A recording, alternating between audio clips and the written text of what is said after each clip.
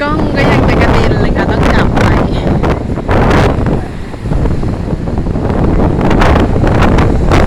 ตรงเนี้ยค่ะใช่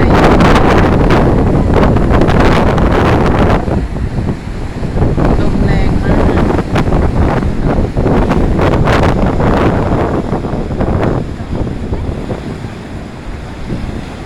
วันนี้ขึ้น